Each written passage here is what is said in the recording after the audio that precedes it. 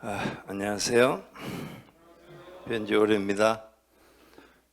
다들 건강하고 잘 계시죠? 날이 맑고 아주 좋습니다. 1년 중 이렇게 좋을 때가 얼마 되지 않는데 시간 잘 보내시고 알차게 정진하고 수행하시기 바랍니다. 오늘 9월 일요가족법회 보니까 낯선 분들도 이렇게 보이고 그러는데 우리가 일요일 날 하는 이 자리는 일요일 날 하는 일요가족법회입니다. 일요가족법회 오늘 이야기는 임재스님 이야기를 하는 것으로 해서 시작을 하겠습니다. 임재스님은 그분이 정진을 하고 제방에서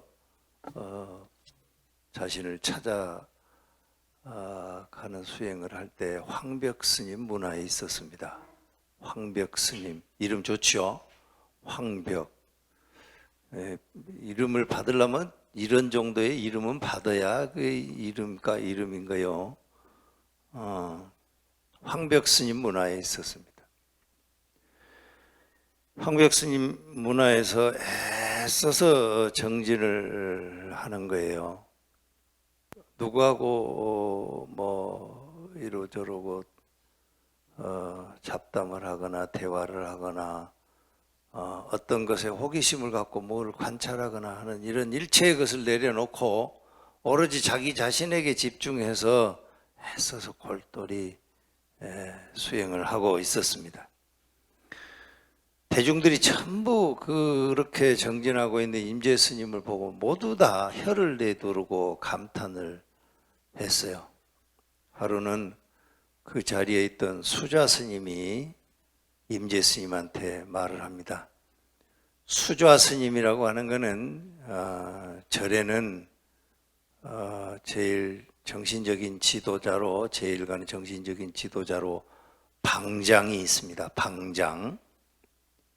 방장이 있고 방장 밑에 이제 수좌라고 하는 직책의 스님이 있습니다. 수좌. 으뜸가는 자리에 앉는다 해서 으뜸 숫자에다가 자리 좌자를 써서 수좌라고 그럽니다. 대부분의 일은 수좌가 다 처리합니다. 방장 스님은 가만히 자리만 지키고 있고 수좌 스님이 거의 모든 것을 다 진행해 나가고 정리해 나가고 그렇습니다. 수좌 스님이 임재 스님한테 묻습니다. 임재 수좌는 여기 온 지 몇 년이나 됐는가? 임재 스님이 답을 합니다. 3년 됐습니다. 그래, 3년이 됐구나. 그러면은 지금까지 3년 동안 방장 황벽 스님한테 가서 법을 물은 적이 몇 번이나 있었던가? 임재 스님이 답을 합니다. 지금까지 이곳에 온 지 3년이 지났지만 황벽 스님한테 가서 법을 물은 적이 한 번도 없습니다. 왜 황벽 스님에게 나아가서 황벽 스님 조실에 나아가서 법을 묻지 않는가? 법을 묻는 것에 대해서 누가 인도해 준 사람이 없어서 그냥 혼자 묵묵히 정진하고 있었을 뿐입니다. 간다고 한들 조실에게 방장에게 무엇을 물어야 할지도 잘 모르겠습니다. 그래서 그저 이렇게 묵묵하게 정진만 하고 있습니다. 그러니까 수자가 임재 스님한테 하는 말이에요. 묵묵히 이렇게 정진만 하지 말고 방장에 나아가서 방장 스님께 불법의 대의에 대해서 물어야 마땅하지 않은가 그러는 거예요. 내가 방장에 가서 불법을 내가 묻고 방장 스님의 가르침을 받아서 내가 정진하는 게 옳았는데 하는 생각이 들어서 황벽 스님한테로 갔습니다. 황벽 스님을 찾아가서 문을 열고 들어가니 황벽 스님이 묻습니다. 의인일로 왔는가? 황백스님이 임재스님을 모를 리가 없죠. 전 대중이 임재스님이 묵묵히 애써서 정진하는 제1등 수자라는 것을 다 아는데 황백스님이 모를 리가 없죠. 무슨 일로 왔는가? 임재스님이 답을 하려고 입을 열려고 하니까 황백스님이 가지고 있던 주장자로 임재스님을 세게 3번 후려칩니다. 임재스님이 답을 하려고 하니까 무슨 일로 왔는가라고 하니까 물어서 답을 하려고 입을 떼려고 하니까 떼려고 하는 순간에 주장자로 3번 후려치는 거예요. 임재스님이 아프게 얻어맞고 조실에서 나왔습니다. 수자가 묻는 거예요. 임재스님한테. 그래, 조실에는 갔다 왔는가? 임재스님이 답을 했습니다. 방장스님께서 질문을 하시길래 대답을 하려고 입을 떼는 순간 조실스님은 저에게 아픈 방망이로, 아픈 주장자로 아프게 3번 내리쳤습니다. 무슨 영문인지 전혀 모르겠습니다. 수자가 그러는 거예요. 그런 일이 있었구나. 다시 가서 물어라. 다시 가서. 그래 임재스님, 황백스님을 다시 찾아갔습니다. 방장의 문을 열고 들어갔어요. 황백스님이 말도 꺼내지도 않았는데 말을 꺼내려고 머뭇거리고 있는데 또 때리치는 거예요.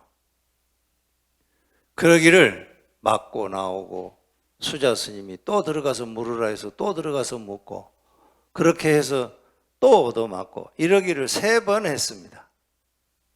3번. 임재스님이 수자 스님을 찾아갔습니다. 이거 영문을 모르겠는 거예요. 도대체 내가 뭘 잘못했나? 내가 어떤 수행에 뭔 그르침이 있었나? 온통 머릿속에 그 생각뿐인 거예요. 다른 생각이 일체에 나질 않아. 나에게 허물이 어떤 것이길래 효실은 나에게, 방장은 나에게 그 매서운 방망이를 3번씩이나 후려친단 말인가. 수자 스님한테 가서 말을 했어요. 수자 스님께서 나에게 방장에 들어가서 법을 물으라 해서 3번 찾아가서 물었는데 아프게 얻어맞기만 했는데 수자 스님이 나에게 방장에 들어가서 법을 물으라고 일러주지 않았던들 내가 방장에 들어가서 법을 묻지도 않았을 거고 또 묻지도 않았으니까 방장에게 얻어맞지도 않았을 건데 다행히 수자 스님이 날 보고 방장에 들어가서 법을 물으라 해서 가서 물었다가 3번 이렇게 얻어맞고 보니 방장의 간절함을 알겠습니다. 어떤 간절함인지 정확한 게는 모르겠지만 방장 스님이 나에게 가르침을 주는 그 간절한 무언가가 있다는 것쯤은 알겠습니다. 그런데 그 간절함이 무엇인지는 잘 모르겠습니다. 내용이 무엇인지는 잘 모르겠습니다.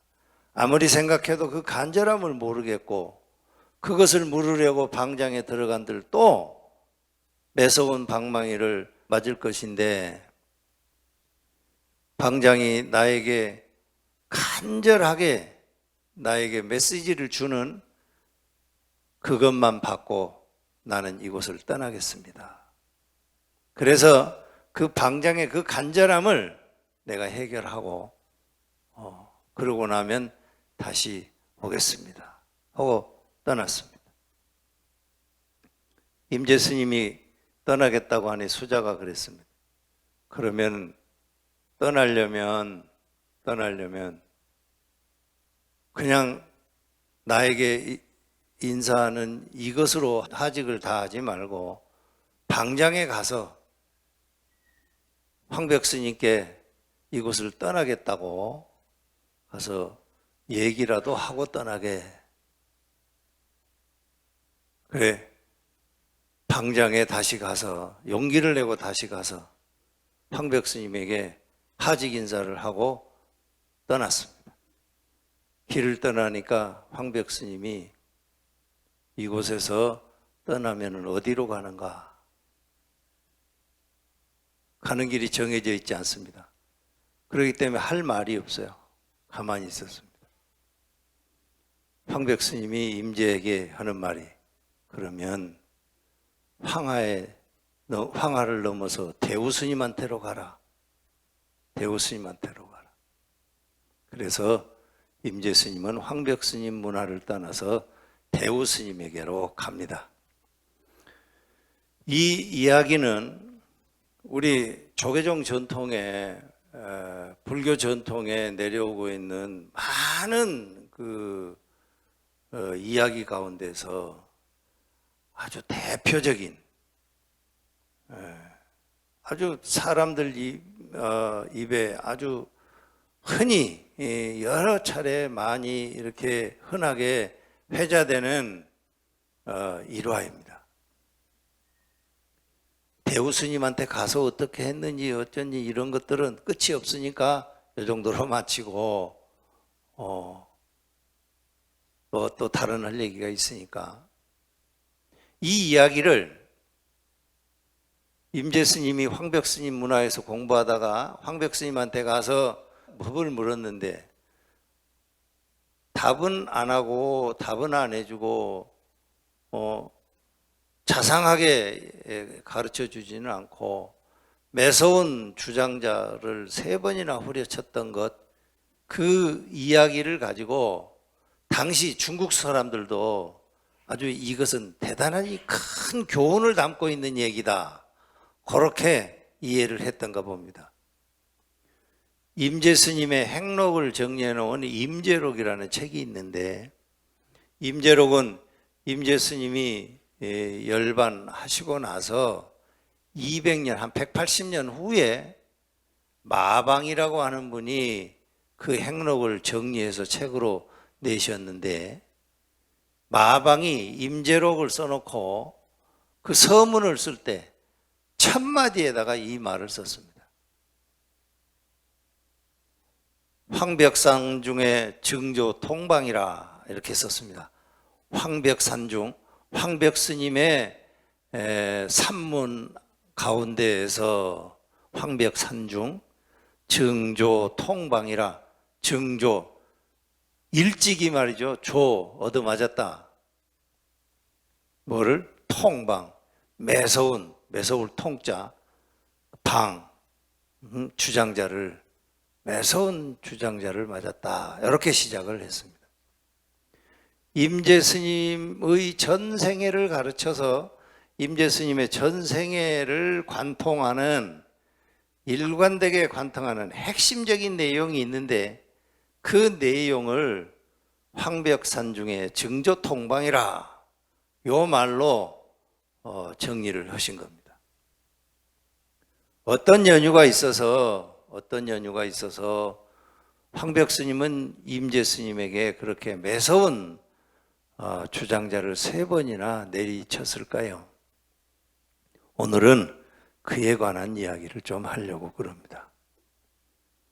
불교가 아시다시피 서가모니 부처님 이래로부터 유구한 역사를 가지고 있고, 또 다양한 지역에서 다양한 문화적 배경을 가진 사람들하고 접촉해서 불교가 전해져 왔습니다.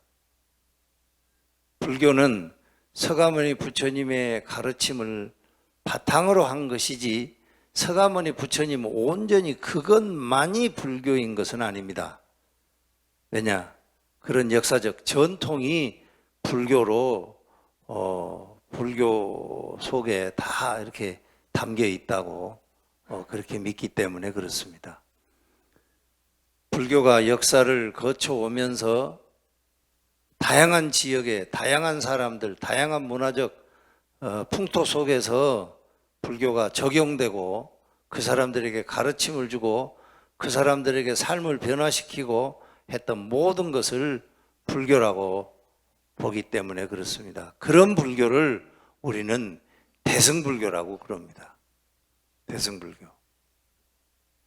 그런데 임재스님이 사셨던 시기는 서가모니 부처님이 열반하시고도 무려 한 1200년 정도 후대의 이야기입니다. 1200년.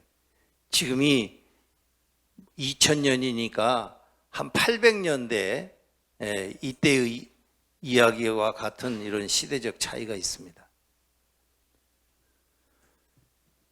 까마득히 오래 전 일이고 또 임재스님이 사셨던 중국하고는 뭐 10만 8천리 떨어진 인도 먼 나라의 이야기가 서가모니 부처님의 가르침이죠.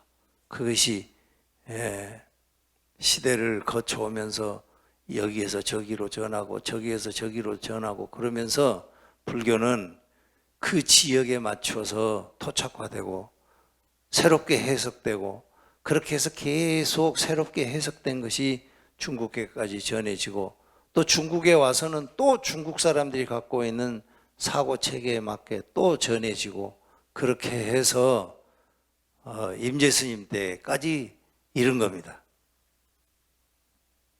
그런데 핵심은 황벽스님이 임재스님에게 어떤 일로 왔는가라고 묻고 거기에 대해서 답을 하려고 하는 순간에 매섭게 주장자를 쳤다고 하는 거기에 있습니다.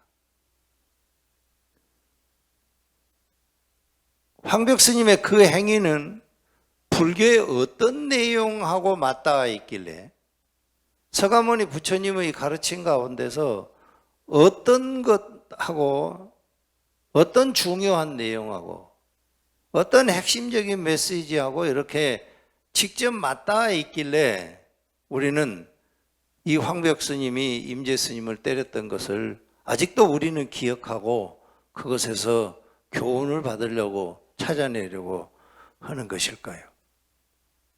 서가모니 부처님은 우리에게 가르침을 줄 때 여러 가지 많은 사성제니 팔등도니 여러 가지 많은 얘기를 하셨지만 우리가 존재하게 되는 내가 인간이 인간으로 살아가고 다른 모든 생명이 자기 나름의 생명의 질서를 갖고 살아가게 가는 데에는 그 생명이 갖고 있는 의도가 아주 중요하다고 말씀을 하셨습니다.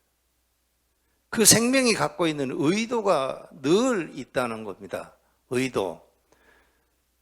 나는 내 나름의 방식으로 내 나름의 내용으로 의도를 늘 가지고 있고 여러분은 여러분의 방식으로 여러분의 내용으로 늘 어떤 의도를 갖는다는 겁니다. 그거를 갖다가 불교에서는 쌍카라라고 그럽니다. 쌍카라. 따라서 해보세요. 쌍카라. 쌍카라. 쌍카라라고 하는 것이 나를 나이게 하는, 나를 다른 사람과 구별되고 나를 다른 생명과 달리 나를 나이게 하는 아주 핵심적인 요소라고 부처님은 보셨습니다. 쌍카라가. 따라서 나는 내가 내 나름의 쌍카라를, 내 나름의 의도를 갖고 살기 때문에 이게 의도라고 번역을 하니까 이게 정확하게 전달이 될지 안 될지 잘 모르겠는데 어쨌든 쌍카라라는 말이 번역하면 이게 의도 정도 됩니다. 의지, 의도, 지향성 이런 정도의 의미인데, 내가 어떤 상황에서 그렇게 대응하고 그렇게 대답하고 그렇게 입장을 정리하고 이렇게 해가는 것이 그 상황에 맞는 내 나름의 쌍카라가 있기 때문에 그렇다는 거예요. 쌍카라가. 근데 내가 그러면 그런 쌍카라를 그렇게 가지게 된 그 원인은 뭔가? 내가 그런 쌍카라를 그렇게 가지게 된 원인은 뭘까? 거기에 대해서는 규명이 안 되기 때문에 그 쌍카라의 원인은 규명되는 것이 아니기 때문에 그 쌍카라는 계속 과거로 소급될 뿐이지 이게 해명되는 것이 아니기 때문에 서가모니 부처님은 그 쌍카라의 원인은 규명될 수 없는 것이다 해서 쌍카라의 원인으로 무명이라고 그런 겁니다. 무명. 무명이라는 말은 알 수 없음이라는 말이요. 알 수 없어. 어쨌든 세상을 태어난 것도 내가 나의 쌍카라를 가지고 있기 때문에 그렇고, 내가 오늘 여기에 온 것도 나의 쌍카라가 작동해서 여기에 온 거고, 음식을 보고서 맛있다고 느끼는 것도 내가 그것을 맛있다고 느끼는 나의 쌍카라 때문이고, 모든 것이 나에게 하는, 내가 나로 작동하게 하는 모든 것을 결정짓는 것이 쌍카라라는 겁니다. 쌍카라. 불교의 역사는 이 쌍카라에 대한 해명, 쌍카라에 대한 해명을 어떻게 할 것인가, 쌍카라가 무엇일까, 그것에 대한 해명의 역사라고 해도 과언이 아닙니다. 부처님이 열반하시고 나서 한 1200년 후에 황벽스님은 바로 그 맥락에서, 불교를 하는 사람들은 늘 그 쌍카라의 문제에 집중해 있고 쌍카라 문제를 해명하려고 노력을 합니다. 황벽스님은 임재스님에게 물을 때 왜, 무엇 때문에 이곳에 왔는가? 라고 물었어요. 그러면 임재스님은 대답을 하겠죠. 그러면 임재스님이 대답을 하게 하는 그 바탕에는 뭐가 있겠어요? 임재스님의 쌍카라가 있는 겁니다. 임재스님의 쌍카라가. 임재스님이 그 상황에서 뭔가 대답을 하려고 하는 자의식이 발동되고 그렇게 해서 그런 인텐션을 갖는 거예요. 그런데 임재스님은 대답을 하지는 않았지만 쌍카라를 발동시켜서 대답을 하려고 했기 때문에 황벽스님이 매서운 몽둥이질을 한 겁니다. 어떤 맥락에서 몽둥이질을 했나? 쌍카라를 작동시키는 것은 그거는 범부 중생의 일이다.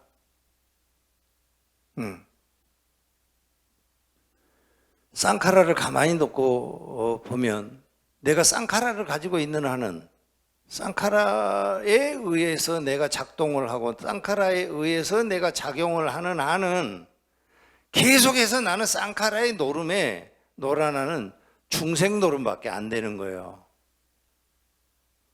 쌍카라를 내려놓고 작용하라고 하는 것을 불교는 가르칩니다.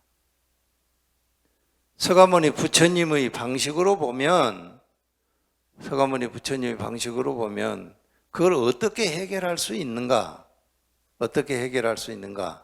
서가모니 부처님의 방식으로 보면 중도를 실천하는 것으로 그 해결의 길을 모색해 가는 것이지만, 후대에는 약간의 내용이 더 풍부해지고 더 덧붙여져서 이 쌍카라의 작동을 멈추고 작용하는 것, 그 길을 찾아가는 것으로 해서 불교의 역사가 진행이 됐죠. 따라서 황벽 스님은 임재 스님에게 너 그 쌍카라 내려놓아야 돼. 대답하려고 할 때 너는 이미 너의 쌍카라를 작동하고 있는데 너 그건 내려놔야 돼. 그 의미로 매서운 방망이를 3번 친 겁니다. 후에 임재 스님은 크게 불법에 대한 이해를 크게 깨닫고 나서 임재조주원이라고 하는, 임재원이라고 하는 곳에 지금의 석가장입니다. 중국의 석가장. 북경에서 그리 멀지 않은 곳에 석가장이라는 곳이 있는데 거기에 임재원이라고 하는 곳에 살면서 제자들을 많이 가르쳤는데 그때 가르치면서 제자들에게 가르친 것이 바로 그 내용을 제자들에게 가르쳤습니다. 바로 그 내용. 뭘 하려고 한다고 하는 것은 그 사람의 쌍카라가 작동되는 건데 그 쌍카라를 내려놓아라라고 하는 의미에서 임재 스님은 늘 제자들에게 가르침을 주었습니다. 임재 스님은 그 가르침을 줄 때 황벽 스님이 했던 방식으로 매서운 몽둥이질을 하지 않고 임재 스님은 제자들에게, 찾아오는 사람들에게 너 그 쌍카라 내려놔야 돼. 이렇게 말로 하지 않고 너 그 쌍카라 내려놔야 돼. 이런 말로 하지 않고 임재 스님은 늘 하르를 하셨습니다. 할. 임재할 이런 말 들어보셨던가요? 임재 스님은 제자들에게 뭐를 묻고 대답하려고 하면 바로 하를 합니다. 할.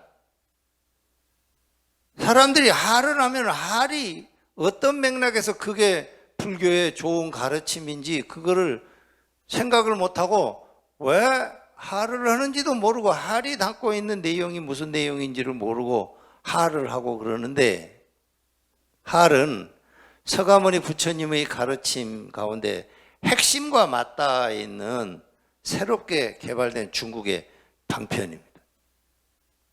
황벽 스님의 매서운 방망이하고 똑같은 내용을 가진 임재 스님의 방편입니다.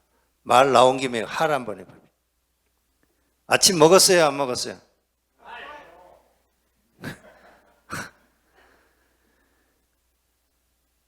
여러분들도 그런 경험들을 하셨지? 애들 키울 때 애들이 엉뚱한 소리 하면 네!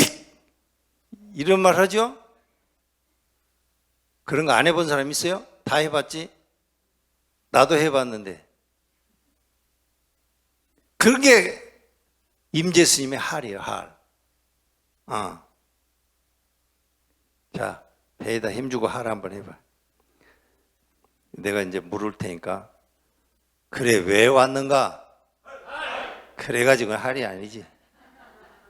아무도 그렇게 해가지고는 임재 스님이 황벽 스님한테 매서운 몽둥이를 얻어맞은 것과 같이 임팩트가 있어야 되는 거예요.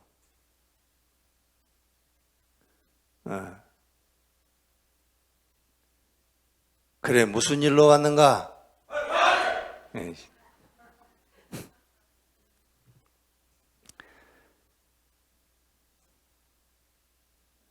여러분들도 임재 스님이 황벽 스님한테 배운 정말 쌍카라를 내려놓으려고 하는 그런 자세로 세상을 사시기 바랍니다. 그렇지 않으면 영원히 중생 노름인 거예요. 영원히. 요즘에 세상 살기가 참 편치 않습니다. 그죠? 편치 않아요. 내가 지난 여름에 통도사에 있는데 내가 날짜를 찾아보니까 8월 24일인가 그렇대. 8월 24일. 그날이 무슨 날인지 알아요? 몰라. 몰라도 돼요. 일본이 핵 폐기물 오염수를 방류한 날이에요.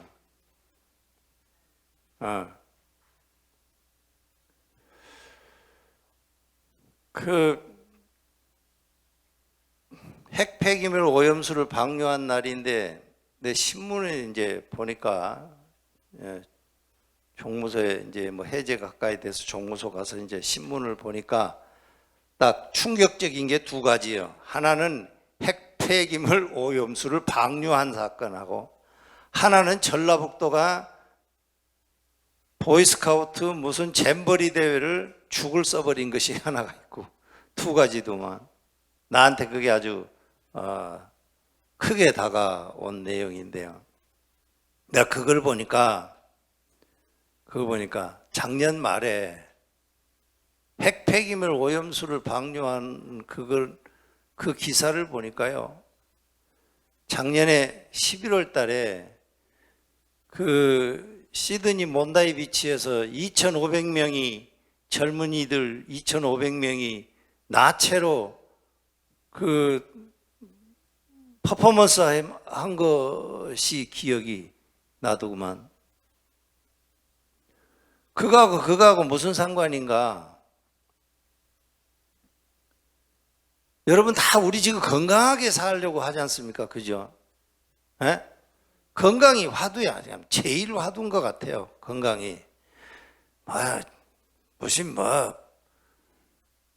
공부 잘하고 그런 거 아무 소용없지. 건강보다도 더 앞서가는 게 어디 있어? 다 건강이 제일 우선이지.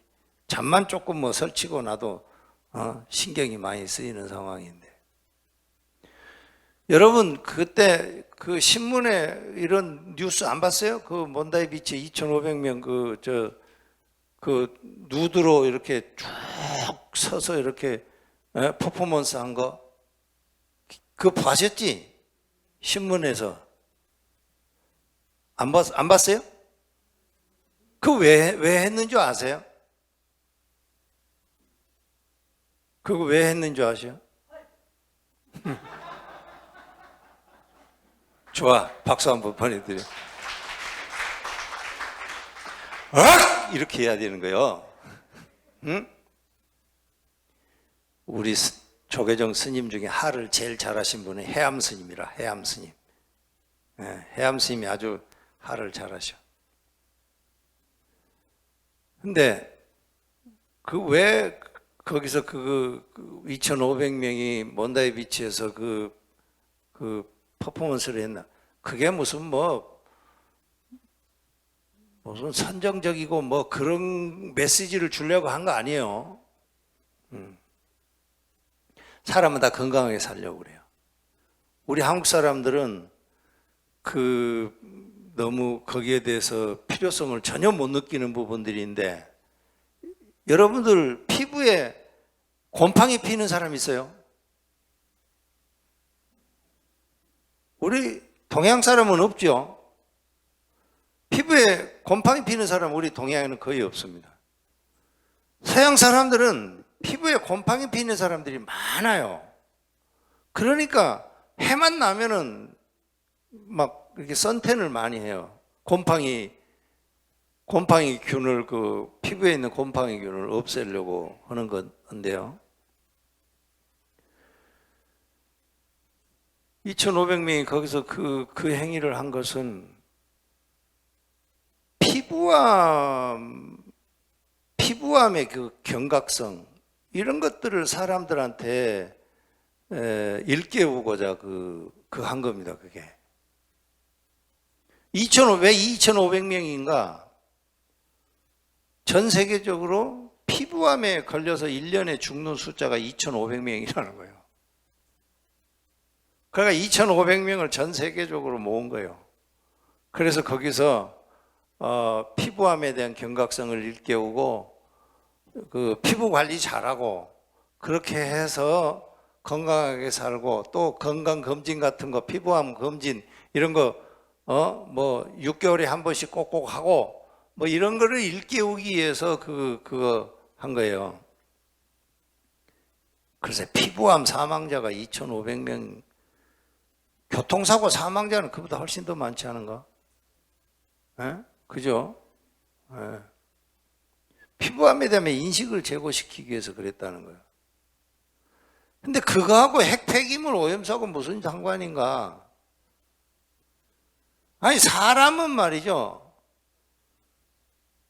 이렇게 좋은 환경에서 뭐 이렇게 청정한 공기에 맑은 햇빛에 좋은 음식 먹고 집에 말이지 다 이부자리 깔아놓고 다 자고 그렇게 살면서도 건강을 그렇게 생각하면서 우리 건강하게 지냅시다. 이 피부암 조심합시다. 뭐 이러면서 그 북새통을 치고 살면서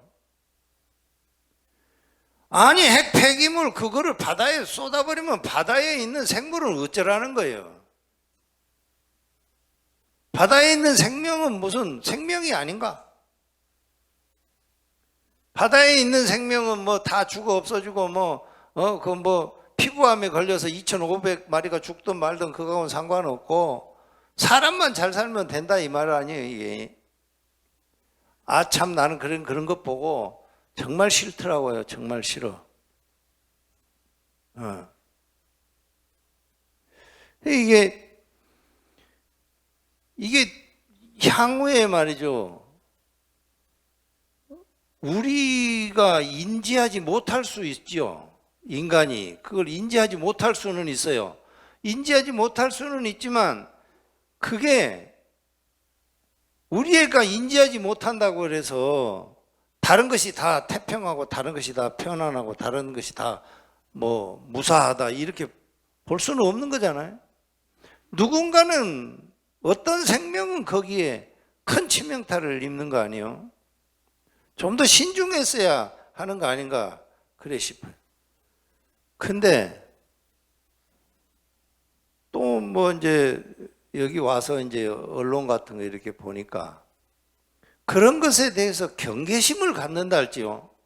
그런 것에 대해서 불안한 마음을 갖고서 서로 대화하고 이런 것이 이게 무슨 마치 뭐 불온한 의식을 갖고 있는 사람 취급을 받는 또 이상스러운 사회가 돼버렸어요.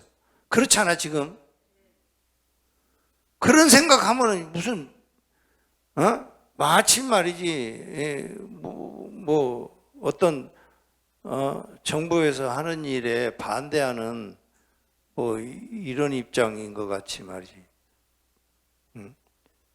전에 사회주의 책 읽으면은 빨갱이라고 그랬잖아요. 책만 읽었는데 빨갱이라는 거예요. 책만 읽어요. 그래 요즘에 이제 사회가 그렇게 돼 가는 거예요. 2,500명의 사람이 거기에서 그 퍼포먼스를 할 때 말이죠. 바닷가 비치에서 몬다이 비치에서 그걸 할 때 내가 오늘 법회를 하려고 내가 거기 들어가서 내가 봤어요. 그것을 한 사람 감독 거기를 가봤더니 그 비영리 단체에서 한 거예요. 미국 사람이에요, 그 사람. 근데 이제 호주 가서 한 건데, 들어가 보니까 그 사람이 그 감독이 써놓은 글을 보니까 바다에서 그 퍼포먼스를 하고 있을 때 바다에서 소리가 나는데 화물 열차 100대가 동시에 지나가는 것과 같은 아주 엄청난 소음이 귀에 들려왔다고 그래요. 바다의 소리가. 그러니까 바다도 이제 뭐 그게 일정하게 그 안에 있는 많은 유기체들이 있으니까 그런 바다 속에 있는 유기체 소리도 그렇게 자기 귓가에 들리더라 뭐 이런 얘기를 써놨더라고요. 아니 근데 하물며 말이지 거기다가 핵 폐기물이라고 하는 걸 안전하다고 속여가면서 아이 그걸 갖다가 뿌려버리니 그거 참.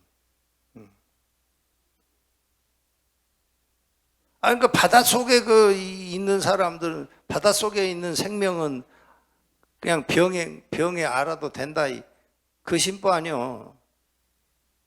그잖아요. 에? 안 그런가? 바닷속에 있는 깊은 곳에 있는 것들은 무슨 피부 질환을 앓든 목에 암이 생기든 상관없다 이거 아니야 이거. 우리가 그런 시대를 사는 거예요. 그러니까 자명하지 않은 것에 대해서 사람들은요, 분명히 그렇게 되는 것이 분명해요. 근데 자명한 일인데도 눈에 안 보이는 것은 사실이 아니라고 사람들에게 가르치는, 강변하는 거잖아. 요즘에도 불교도 이렇게 보면요, 종교도 보면, 종교는 뭐요? 실천하는 게 종교잖아요. 삶 속에 실천하는 거예요. 삶 속에. 정말 쌍카라를 내려놔야 되겠다는 하는 그런 통렬한 황벽 스님의 가르침을 내 삶 속에 실천하는 게 종교인데, 요즘에 또 종교가 아니라 종교가 연구 대상이라. 다 무슨 연구하는 사람들이 연구 대상이요.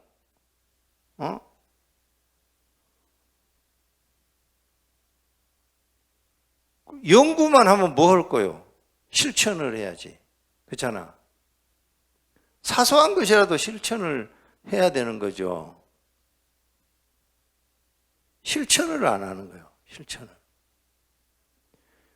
학문 중에 종교학이라는 학과가 있어요. 종교학과. 그런 말 들어보셨지? 종교학과. 그거 진짜 웃기는 과예요, 그거.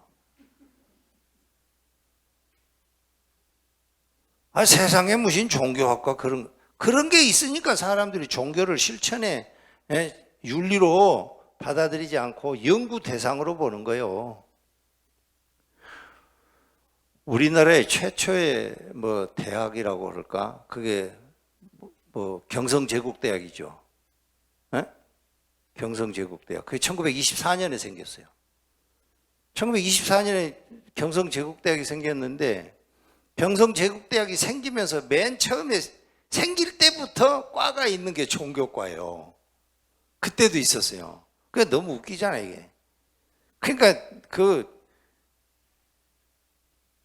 국가를 경영하는 사람들이 종교가들이나 바르게 살려고 하는 시민단체나 이런 그런 사람들한테 힘을 빼기 위해서 이거를 다 학문의 영역으로 갖고 가는 거야. 학문의 영역. 임재 스님이 하를 하니 황벽 스님이 몽둥이를 때리니 그런 걸 해도 그것을 가지고 그거를 듣는 순간 그래 쌍카라 내려놓고 살아야 되겠다 이런 생각을 해야 되는데, 왜 쌍카라가 그거하고 연결되지 그러면서 그거 연구하고 자빠져 있는 거야. 큰일이지, 큰일. 내가 시간이 왜 이렇게 빨리 가네. 여러분은 늦게 가는지 모르겠지만 시간이 참 빨리 가네. 내 시계만 빨리 가는 거예요? 그런 것 같아. 내가 사실은 오늘 여러분들한테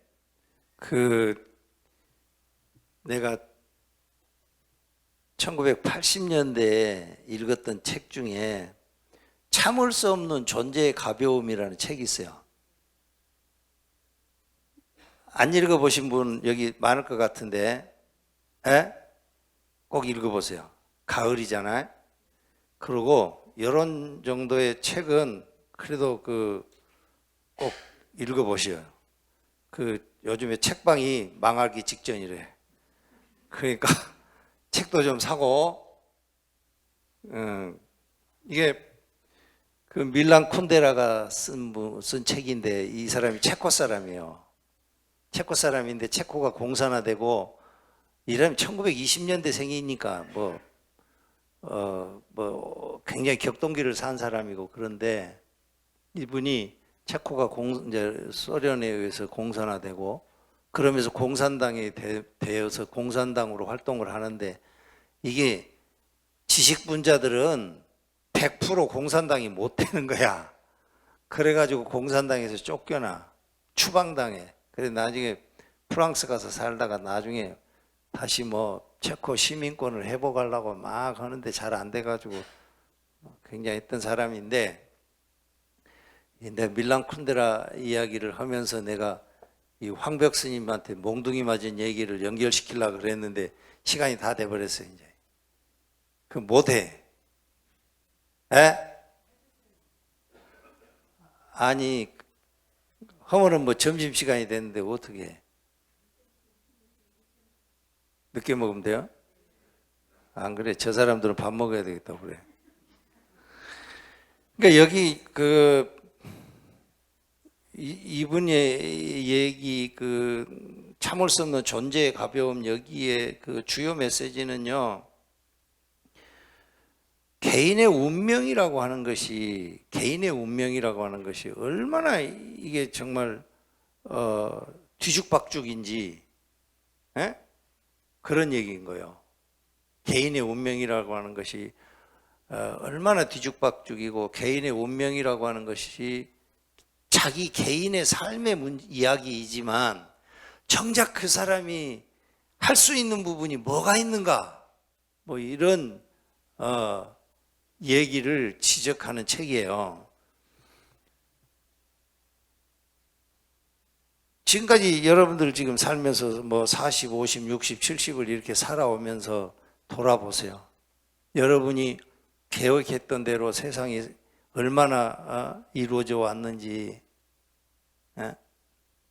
뜻하지 않게 휩쓸려서 자기가 몸담고 자기가 원하지 않았던 것을 얼마나 하면서 시간을 보냈는지 이런 일들이 많잖아. 사람이 살다 보면.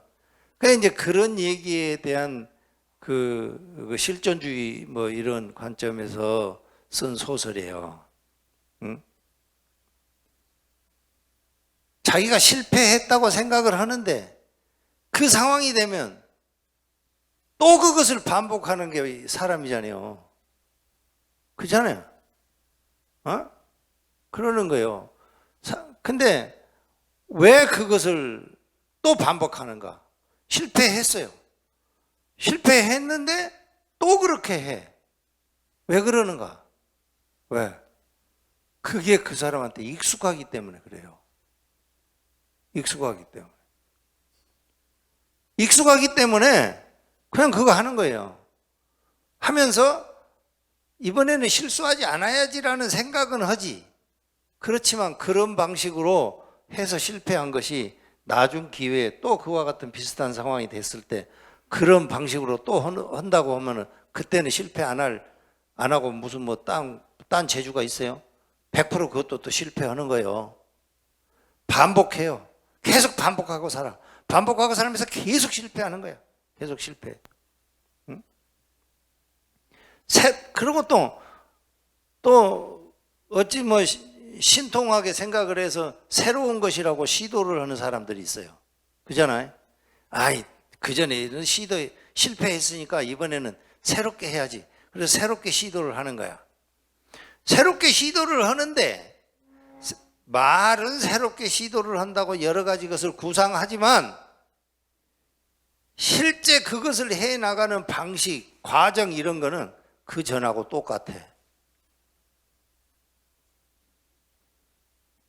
여러분 공감해요? 대부분 그러고 살잖아요. 그렇게 사는 거야. 그게 참을 수 없는 존재의 가벼움 거기에서 황벽 스님의 몽둥이질을 안 당한 사람들이라 이 말이요. 그게 쌍카라를 바탕으로 해서 세상을 사는 이 모든 존재는 끊임없이 반복하는 거예요. 끊임없이 실패. 그 경험이 계속 반복이 되는 거야. 무엇 때문에 그런가? 쌍카라 때문에 그렇다. 쌍카라.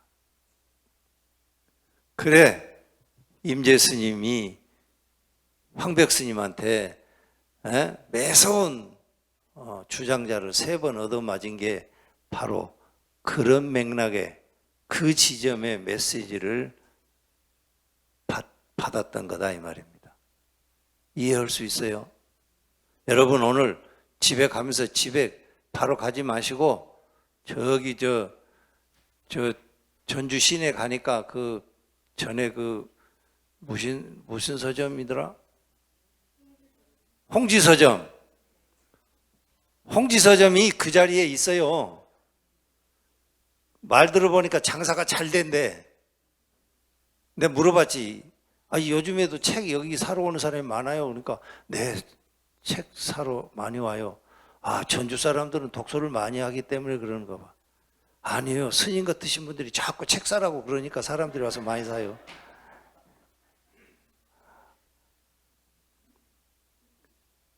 나는 책을 사면 한 권은 안 사.